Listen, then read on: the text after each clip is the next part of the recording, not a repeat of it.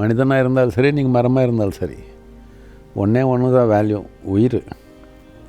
உங்ககிட்ட என்ன இருக்குதுன்னு நினச்சிருக்கீங்க நீங்கள்? உயிர் ஒன்று தான் இருக்குது. இப்போது வேறு ஏதோ கற்பனையில் வச்சுருக்கீங்க, என்கிட்ட அது இருக்குது இது இருக்குது. நீங்கள் யாருனாலும் ஒரு இறந்த மனிதன் பார்த்துருக்கீங்களா? இந்த மாதிரி இறுதி சடனுக்கு ஏதோ நீங்கள் போனீங்கன்னா, அவர் இப்படி இருக்கிறாங்க, பர்ஃபெக்ட் பொசிஷனில் இருப்பாங்க, அவர் எப்போவுமே இப்படியே இருக்கிறாங்க.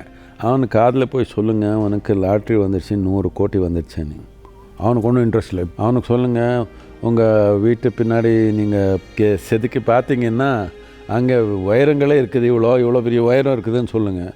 அவன் ஒன்றும் இல்லை, இப்படியே இருப்பான். என்ன வேணாலும் சொல்லிக்கோங்க, இப்படியே இருப்பான். என்னத்துக்கு? அது ஒன்று தான் இருந்தது, உயிர். அது ஒன்று போயிடுச்சுன்னா வேறு ஒன்றும் இல்லை கதை. சும்மா கற்பனையில் ஏதோ இருக்குதுன்னு ஏதோ நினச்சிக்கிறீங்க. உயிர் அவ்வளோதான்.